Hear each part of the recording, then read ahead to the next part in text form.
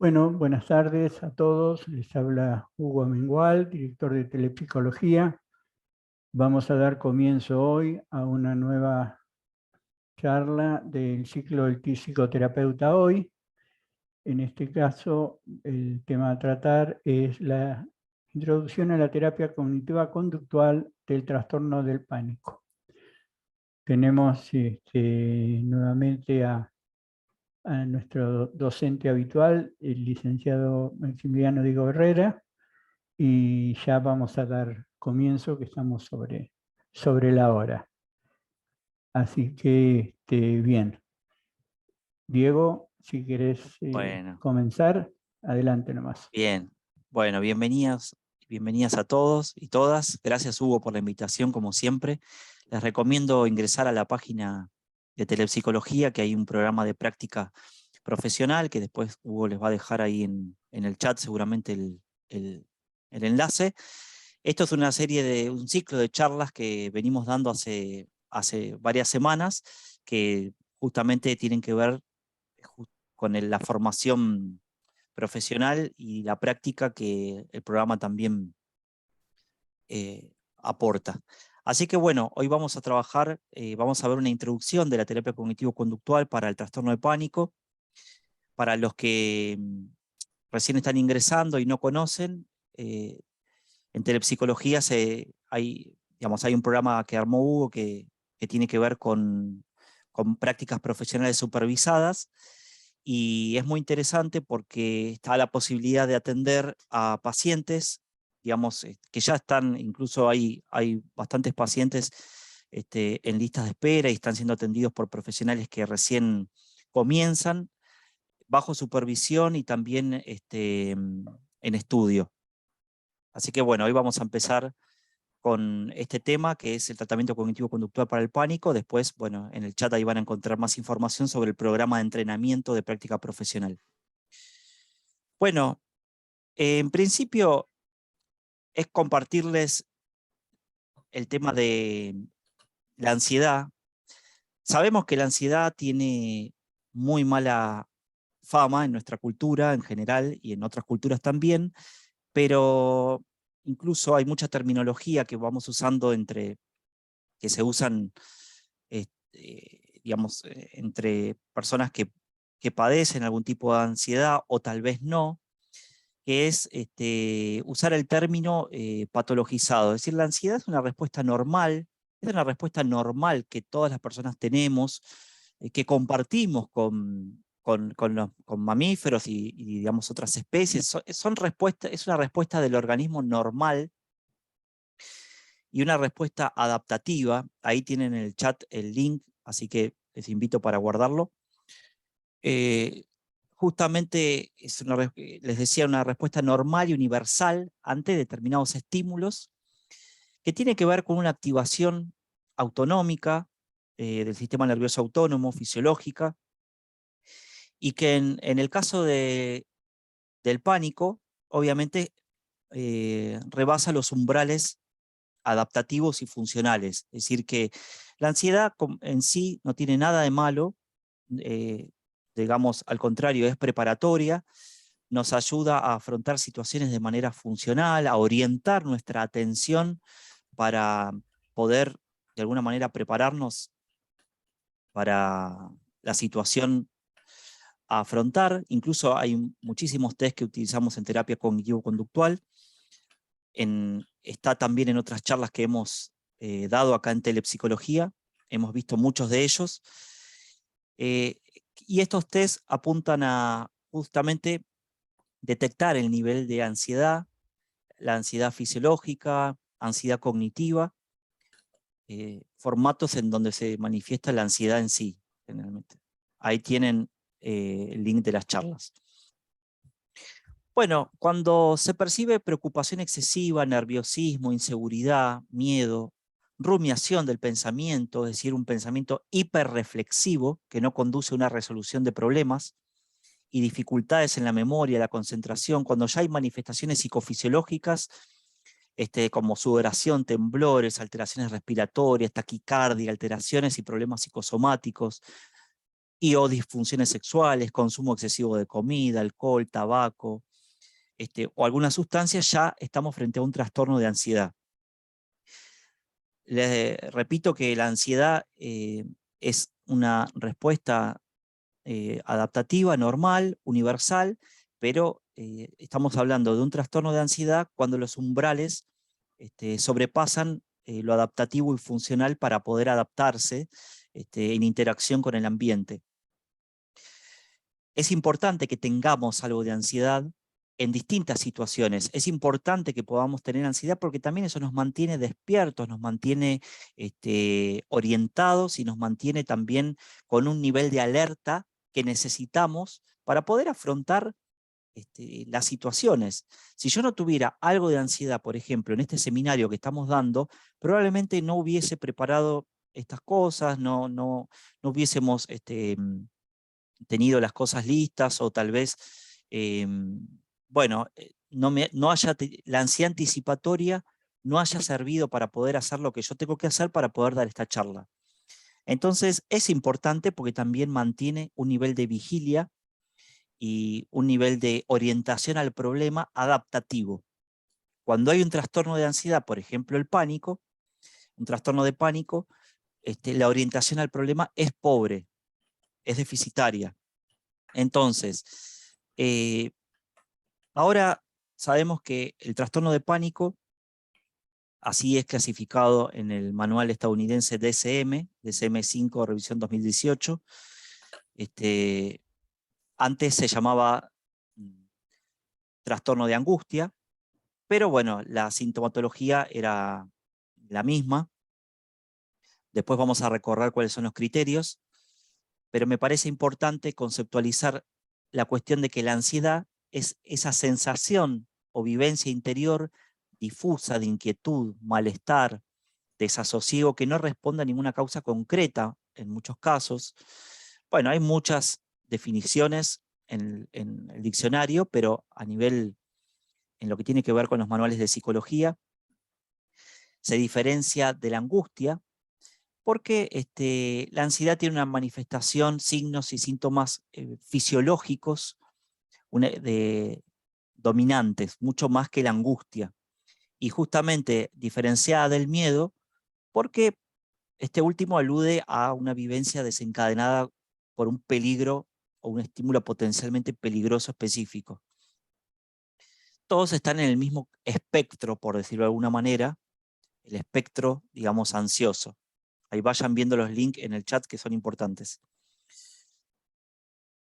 Bien, ya desde el año 2006 se sabía que en el 2020, a partir del 2020, y bueno, nadie esperaba la pandemia, ¿no? Ninguno la esperábamos, ya iba a ser una de las primeras causas de baja laboral, y efectivamente, llegado el 2020, 2021, y con el surgimiento de la pandemia, bueno, aumentaron la cantidad de trastornos de ansiedad y del espectro depresivo, incrementándose el porcentaje que se esperaba para estos años, incluso producto de todos los estresores que he vivido y que continuamos pasando a raíz de la pandemia.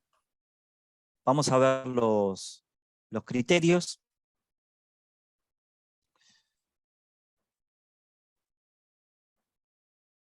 Acá tenemos el manual, justamente el DSM-5, los criterios del ataque de pánico, antes denominado crisis de angustia, M4, revisión, son imprevistos, recurrentes, alcanzan su máximo expresión en minutos, y durante este tiempo, digamos, pueden producirse, digamos, 4 más de los siguientes síntomas. Es decir, que no todas las personas experimentan este episodio de ansiedad agudo, no todas las personas experimentan este episodio de ansiedad agudo del mismo modo. Palpitaciones, golpeteo del corazón o aceleración en la frecuencia cardíaca, sudoración, temblor o sacudidas, sensación de dificultad para respirar o de asfixia. Fíjense que acá habla que cree una sensación de falta de aire. Y acá, bueno, algunas personas que ya cursaron conmigo, bueno, saben justamente que se empieza reestructurando de manera cognitiva de ese modo. No es lo mismo la falta de aire que la sensación de aire. Y ahí es donde se empieza a trabajar. Sensación de ahogo, dolor en el tórax, náuseas o abdominal, sensación de mareo, inestabilidad, aturdimiento, desmayo, escalofríos o sensación de calor, parestesias, sensación de entumecimiento o de hormigueo, desrealización, sensación de irrealidad. Ahora, fíjense qué diferente a la sintomatología cuando una persona dice me da pánico esto, me da pánico lo otro, pánico tal situación. Bien, continuando entonces, volvemos a las sensaciones, digamos, cuáles son los síntomas, que tienen que ser 4 o más para cumplir el criterio de trastorno de pánico. Estábamos por la sensación de falta de aire, sensación de ahogo, dolor o molestias en el tórax, náuseas o malestar abdominal, sensación de estabilidad, aturdimiento, desmayo, escalofríos, sensación de calor, parestesias, que es sensación de entumecimiento o de hormigueo, desrealización, sensación de irrealidad o despersonalización, separarse uno mismo. Fíjense que es completamente distinto. Una cosa es la desrealización, otra es la despersonalización. Eso también está consignado en el DSM.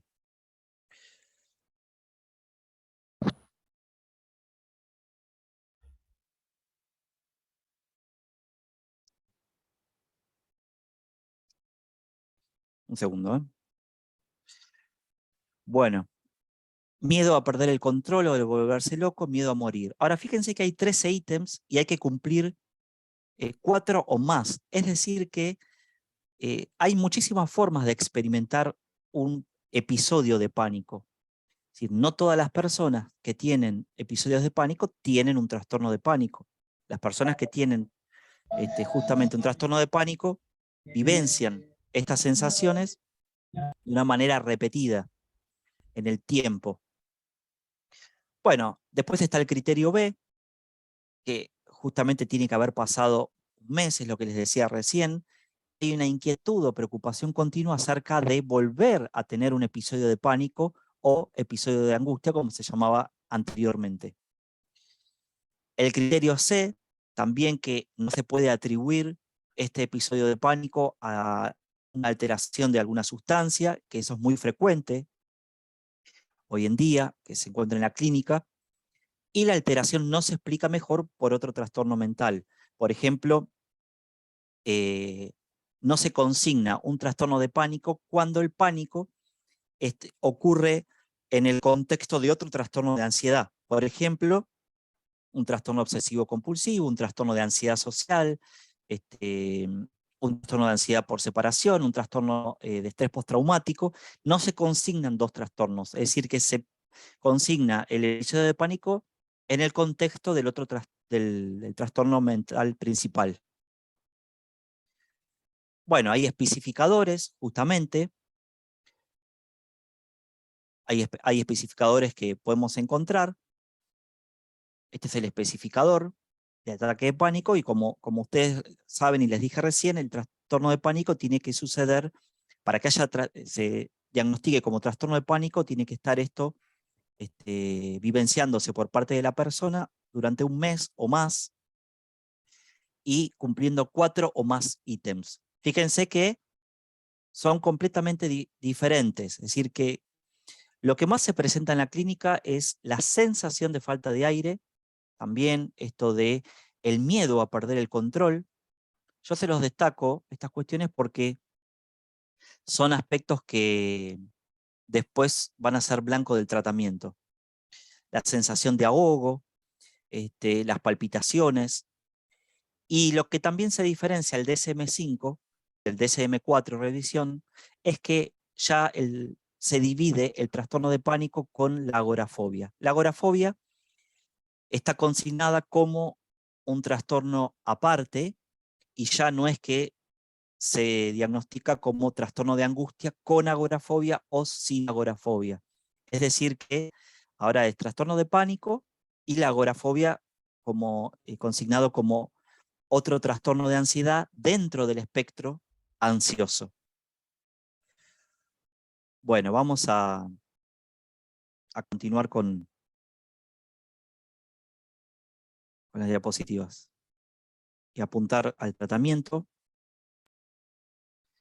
Bueno, como todo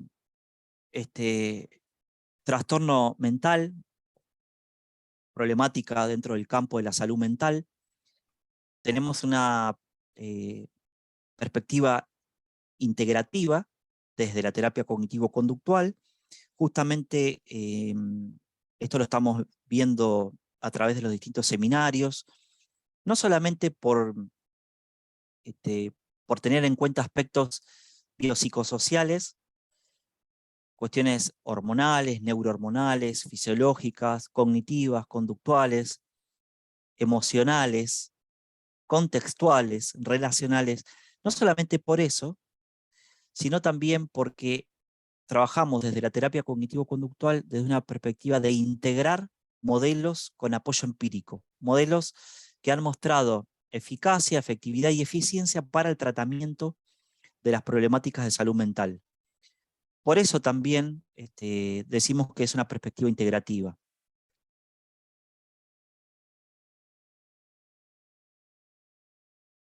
Bueno, vamos a ver un poquito, esto ya lo vimos, las diferencias. Bueno, uno de los manuales que sintetiza los tratamientos del trastorno de pánico es el manual de Clary Beck, del año 2000, traducción del año 2015.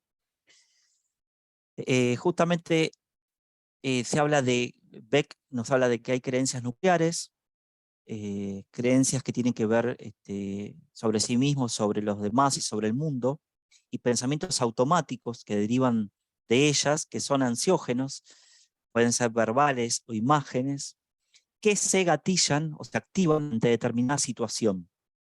Eso genera respuestas fisiológicas, emocionales, conductuales, incluso cognitivas. Vamos a ver específicamente el modelo que propone Clary Beck, entre otros modelos que hay, pero son muy similares, incluso el tratamiento también. Una de las cuestiones blanco que trabajamos y que la pueden encontrar en otros seminarios, uno de los seminarios que hemos dado acá en Telepsicología, que es el seminario de transdiagnóstico, vamos a encontrar la necesidad de control, la intolerancia a la incertidumbre de base y el rol de la preocupación como un foco, un elemento cognitivo transdiagnóstico de mantenedor de la ansiedad en el trastorno de pánico. Eso es importante porque más allá de trabajar, terapeutas cognitivo-conductuales, que trabajamos con la remisión del cuadro y con de la sintomatología, es importante trabajar con los mantenedores porque es la vulnerabilidad para que el paciente o la paciente pueda desarrollar nuevamente un episodio de pánico. Es decir, que nosotros vamos a trabajar con las estrategias de afrontamiento que tiene nuestro paciente o nuestra paciente.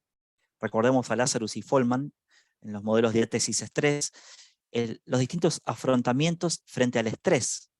Es decir, que hay personas que afrontan las situaciones de manera desadaptativa, pero también no deja de ser un recurso de afrontamiento. La idea es psicoeducar y entrenar a los pacientes, a las pacientes, para que aprendan un modo más adaptativo para poder afrontar estas situaciones.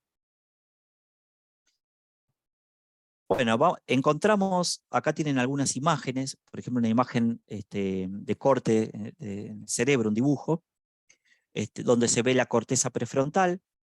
Esto es el sistema límbico, que tiene millones de años de evolución, versus una corteza prefrontal que tiene pocos millones de años de evolución, que encontramos más vías neurales desde vías aferentes, vías neurales que van de la corteza prefrontal hacia el sistema límbico, es decir, por los años de evolución, por nuestra arquitectura cerebral está formada de esa manera por justamente lo que tiene que ver con el neocórtex, en la novedad filogenética, por decirlo de alguna manera. Bueno, sabemos que el pánico tiene diferentes abordajes y también modos de conceptualizar. Y también sabemos que a nivel fisiológico hay una hiperactivación de la amígdala, que se encuentra en el sistema límbico, tanto izquierda y derecha, amígdala e hipocampo, todo el eje del sistema del estrés, hay una hiperactivación, activándose la respuesta de miedo, la respuesta de ansiedad, que es la respuesta del sistema nervioso autónomo.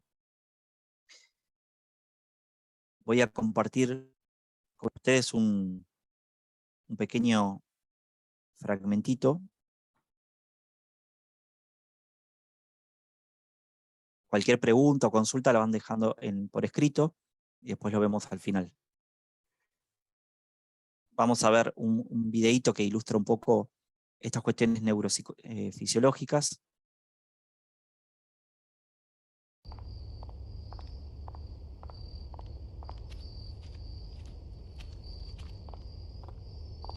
Nuestros cerebros tienen la capacidad de recordar todo lo que afecta directamente a nuestra supervivencia.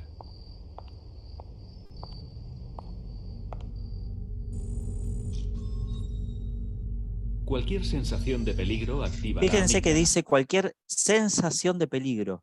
No quiere decir que sea, esto es lo que se diferencia del miedo específico. Es decir, la sensación de peligro o la percepción de peligro. Y acá es donde la terapia cognitiva responde muy bien, porque trabajamos mucho con las creencias aprendidas, no importa cómo, ¿sí? Por modelado, ¿sí? Por experiencia, etcétera, que tiene nuestro paciente o nuestra paciente, con las creencias ansiógenas aprendidas en relación a sus sensaciones corporales, en relación a los otros, pero bueno, es una sensación de peligro, una percepción de peligro, que podría llegar a ser desencadenar en un peligro real o no. Exacto, exacto, ahí estoy leyendo el chat, muy bien. Cualquier sensación de peligro activa la amígdala. Bilateral. Aumenta el ritmo del corazón. La glándula adrenal, situada encima del riñón, recibe una señal del tálamo que induce la secreción de una hormona llamada adrenalina, que a su vez incrementa la velocidad del corazón.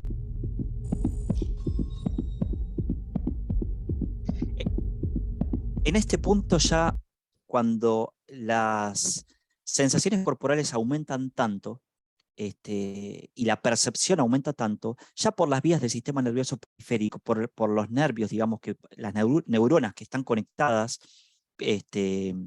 lo interoceptivo, digamos, que viaja por médula espinal, por tronco encefálico, pasa por tálamo, pasa por amígdala y va a corteza cerebral, ya las mismas sensaciones pueden gatillar una interpretación desadaptativa por medio de la corteza prefrontal, hiperactivando más estas sensaciones. Así que ya las propias sensaciones son activantes, o podrían ser activantes para un episodio de pánico.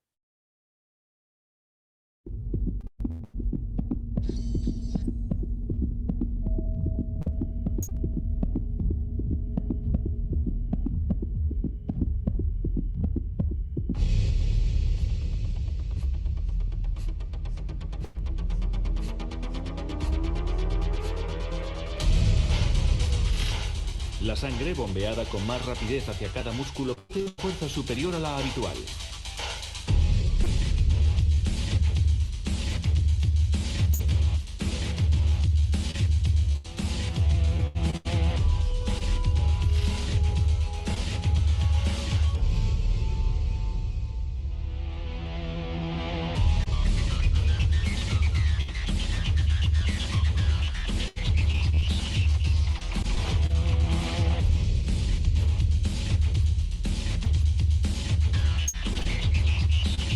Fíjense que hay tensión muscular también, posteriormente contracturas.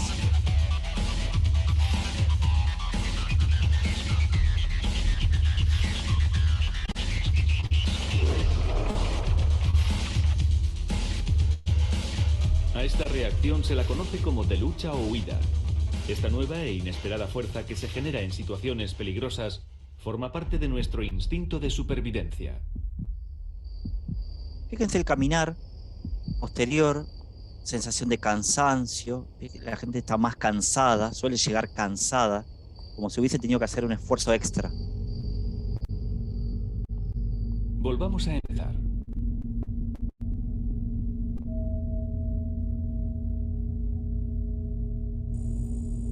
La amígdala reacciona a una sensación de peligro. Induce la secreción de adrenalina, la hormona del estrés, a través de la glándula adrenal, y el corazón empieza a latir más rápido. Los músculos se preparan para luchar o salir huyendo.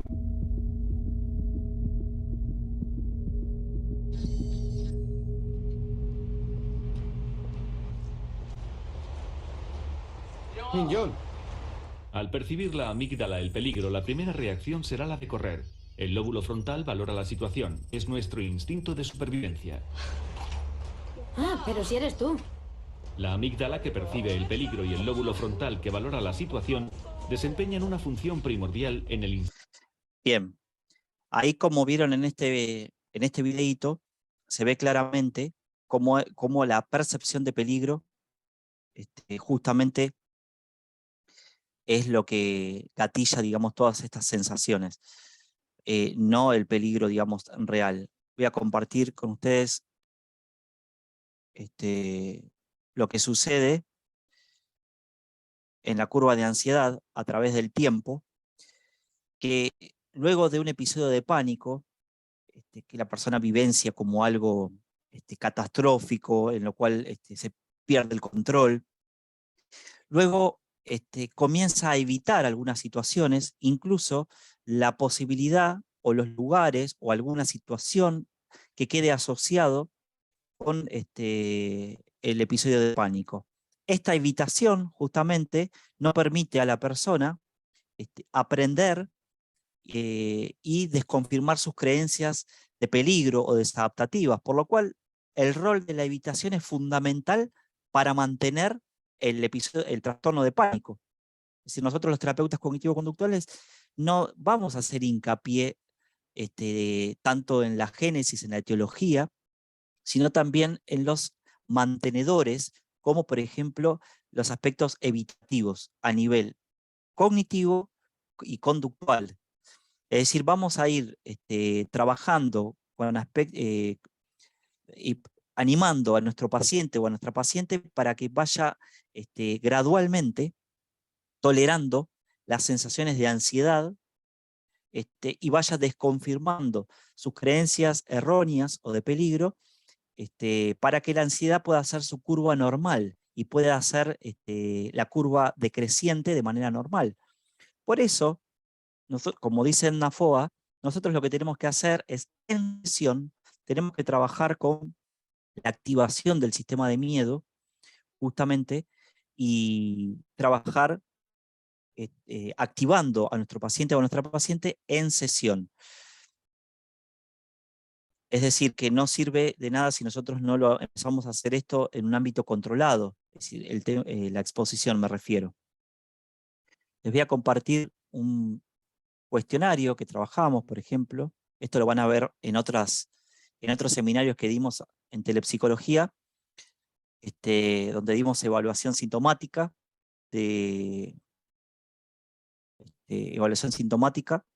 y vimos un montón de test. También hay un test que se desarrolló que tiene una clase especial dada por Hugo, el SSL-90, el test de síntomas de Erogatis.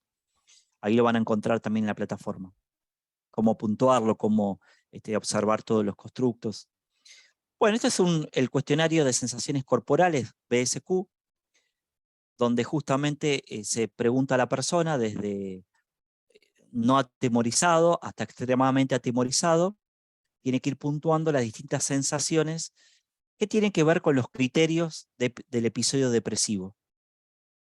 Entonces, bueno, ahí vamos a detectar, de acuerdo al puntaje, también el nivel de intensidad y también específicamente qué sintomatología específica se está manifestando en el episodio de pánico. Porque, como les mencioné anteriormente, no todas las personas vivencian y experimentan la ansiedad súbita, el episodio de pánico, ya como un trastorno de ansiedad del mismo modo. Es decir, que son 4 o más síntomas. Hay personas que directamente tienen una opresión, palpitaciones, tal vez náusea o visión borrosa, y ya cumplen criterio para el episodio de pánico.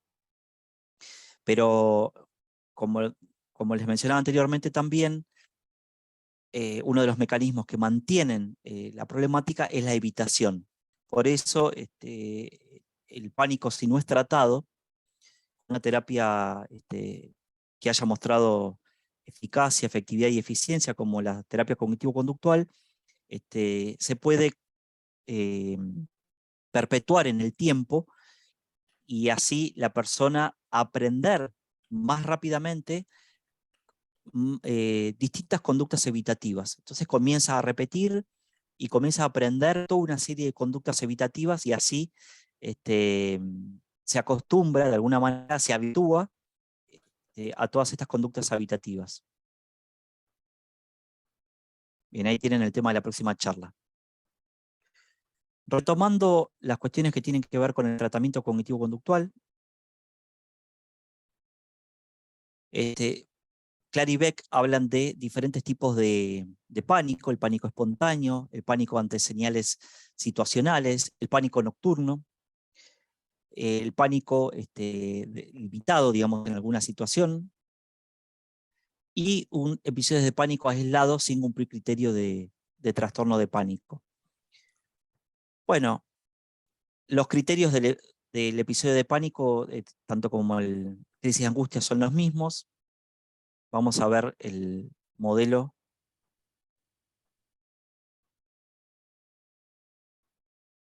Estamos trabajando con varios manuales. Este es el manual de Clary Beck, Andrea. Acá lo van a... Este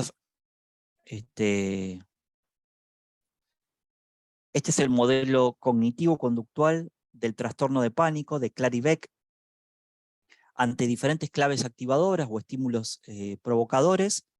Por ejemplo, una sensación interna, corporal o un cambio fisiológico, se activa el modo primal de amenaza. Acá es donde se activan los esquemas, como ha planteado Beck desde su primer libro, Terapia Cognitiva para la Depresión, de sus primeros libros, que desencadenan pensamientos automáticos, la activación autonómica, la respuesta de huida, todo lo que veíamos en el video recién, que son procesos automáticos de fase 1, como le llama Beck. Esto implica un modo de orientación cognitiva atencional, de atención selectiva justamente a las claves interoceptivas. Es decir, que hay una hipervigilancia a las sensaciones corporales. Como mencionábamos también en la clase que dimos aquí en telepsicología también, en trasdiagnóstico, vemos que la atención como proceso cognitivo es también un elemento trasdiagnóstico que se encuentra afectado en las diferentes problemáticas de salud mental, tanto en la fobia específica, en la depresión, en la ansiedad social, en el pánico. Ustedes van a ver que nuestros pacientes van a tener la atención, en este caso, específicamente en las sensaciones, en todo lo interoceptivo, en las claves interoceptivas, en el corazón, en si hay una pulsación en alguna parte del cuerpo, en si hay un hormigueo. Es decir, hay una hipervigilancia a las sensaciones corporales.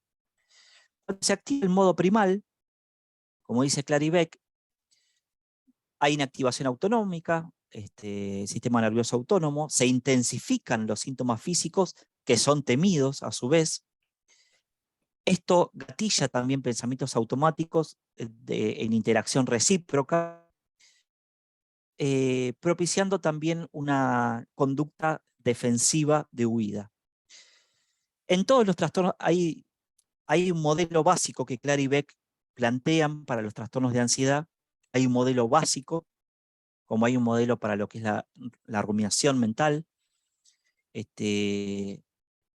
Pero en estos modelos siempre van a estar caracterizados por claves activadoras, procesos de fase 1 y procesos de fase 2.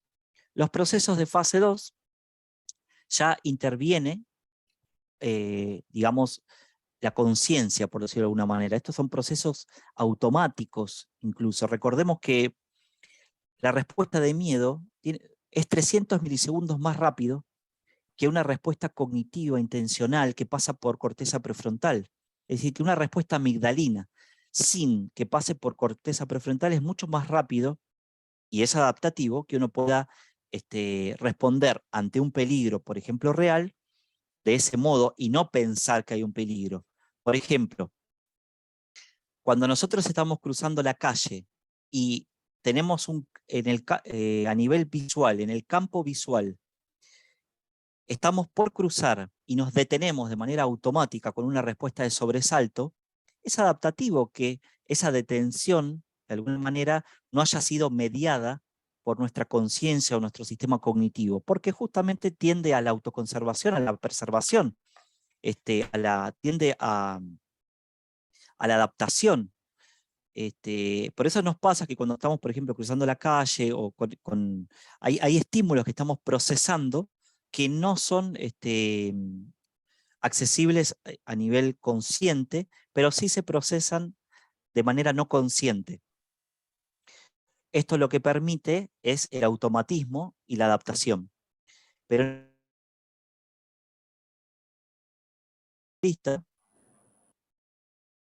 recordemos que Beck era psicoanalista, por lo cual, digamos, sus planteos y su modelo, obviamente que va a estar influenciado por la formación de base. Pero obviamente que son modelos con la terminología que hay que hablar, porque son los modelos con los cuales se ha investigado y se sigue investigando la eficacia, la efectividad y la eficiencia de los trastornos de ansiedad, en este caso el trastorno de pánico. Si con este modelo. Y el tratamiento cognitivo conductual es el que las guías NICE de Inglaterra y las guías APA estadounidense indican para el trastorno de pánico. Nosotros como terapeutas no podemos administrar cualquier tratamiento. Tenemos que administrar los tratamientos que a nivel internacional cuenten con consenso e investigación empírica suficiente como para que el tratamiento sea a menor costo y mayor beneficio para el paciente o la paciente. Más allá de nuestras preferencias personales como terapeutas, ¿no? Por supuesto tenemos que hacer un tratamiento que priorice el menor costo y mayor beneficio para nuestro paciente. Los procesos de fase 2 tienen que ver con la preocupación, con esta aprehensión ansiosa, con la ansiedad, la preocupación desadaptativa de pensar qué puede llegar a pasar nuevamente, el episodio de pánico. El afrontamiento es de tipo evitativo. Fíjense que sigue siendo un afrontamiento, como les decía anteriormente, pero es de tipo evitativo. Hay una búsqueda de seguridad. Las personas suelen salir con alguien o le suelen pedir a familiares o amigos que los acompañen a determinados lugares. Y hay una pérdida percibida de control. Ahora, nosotros como terapeutas vamos a ir trabajando con los procesos de fase 2, por supuesto, pero es decir, suspensión de búsquedas de seguridad gradual, aumento de control percibido, ir suspendiendo con las conductas evitativas a nivel cognitivo y conductual, con el manejo de la preocupación. Pero más allá de esto, de la fase 2, más allá de lo que podemos hacer en la fase 2, tenemos que trabajar con la activación esquemática de los esquemas desadaptativos aprendidos, los esquemas de miedo aprendidos, que son los de fase 1, que son automáticos, justamente donde no media corteza prefrontal o sistema cognitivo, y hay activación automática. Recordemos que amígdala e hipocampo son estructuras cerebrales que almacenan información episódica también, memorias emocionales, que tienen la capacidad de responder ante estos estímulos sin que corteza prefrontal intervenga, sin que nuestro sistema cognitivo de manera intencional tome decisiones. Por lo que el tratamiento va a estar centrado en trabajar sobre las creencias que se activan con los esquemas desadaptativos en el modo primal de amenaza, bien. Además de las distintas formas de exposición que nosotros en el consultorio tenemos que hacer. Justamente una de las creencias depende de la sintomatología, por eso es tan importante utilizar el escenario de sensaciones corporales y también de preguntar cómo se manifiesta el episodio de pánico en nuestro paciente o nuestra paciente. Porque nosotros no vamos a exponer a todas las sensaciones en el cuerpo que tiene nuestro paciente, nuestra paciente. Vamos a exponer a las que están generando justamente mayor miedo y respuestas desadaptativas de ansiedad. Por ejemplo, ante la sensación de palpitaciones o presión pectoral al estar, que un paciente o una paciente podría tenerlo por haber salido, luego de un episodio de pánico, podría haber salido a correr o a hacer deporte y tener presión pectoral o malestar por el mismo ejercicio físico. Sin embargo, en el pánico, Beck lo que detecta es que hay creencias relativas a la vulnerabilidad a los infartos. Es decir, que la persona tiende a creer que la palpitación está asociado con una probabilidad de tener infartos.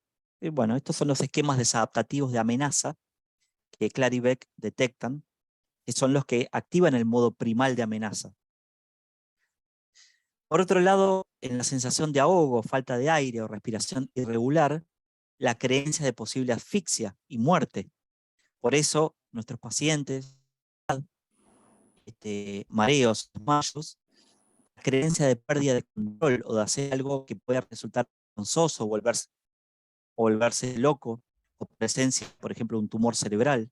Esto roza mucho a nivel diagnóstico con lo que en el DSM-4 se llamaba hipocondría.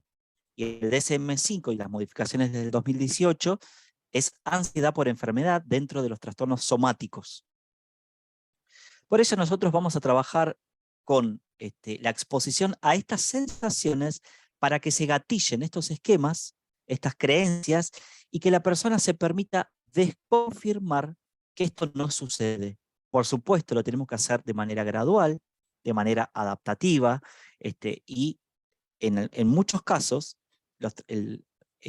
implica trabajar de manera interdisciplinaria, no porque los manuales de tratamiento y las guías de tratamiento internacional aconsejen, basado en evidencia, hacer un tratamiento combinado, farmacológico y psicológico, sino porque nosotros evaluamos el nivel de sufrimiento que hay en nuestro paciente o en nuestra paciente. Es decir que, en muchos casos, vamos a trabajar con un paciente o una paciente que esté haciendo también tratamiento psiquiátrico, farmacológico, y en otras ocasiones no. Justamente la idea es que todos estos dispositivos están hechos para que los pacientes a menor costo y mayor beneficio puedan obtener un tratamiento rápido, un tratamiento de menor costo, y seguir con sus vidas normales. Entonces tenemos que evaluar eso también. Ante las sensaciones de parestesia, hormigueo, hay creencias sobre la posibilidad de sufrir un ataque o perder la salud, inquietud o tensión, creencias de que esos síntomas van a ser una pérdida de control, escalofríos o temblores, también creencias de que esos síntomas implican la pérdida de control y son precursores de una crisis severa, olvidos o falta de atención. Los pacientes suelen creer que están desarrollando un tipo de demencia o un deterioro cognitivo severo. Ante la sensación de irrealidad o despersonalización, la creencia también de que van a volverse locos o locas, que justamente exponemos solamente a las sensaciones que nuestros pacientes y nuestras pacientes nos indican, que vivencian con mayor malestar. No porque las sensaciones en sí generen malestar, sino porque hay poca tolerancia a las sensaciones corporales. Fíjense esto, que es clave, hay poca tolerancia a las sensaciones corporales.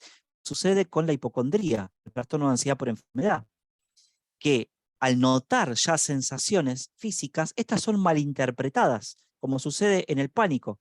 Es un espectro. El espectro de ansiedad es muy similar en cuanto al afrontamiento, activación autonómica y el afrontamiento cognitivo y conductual. Entonces, lo que tenemos que hacer en ir trabajando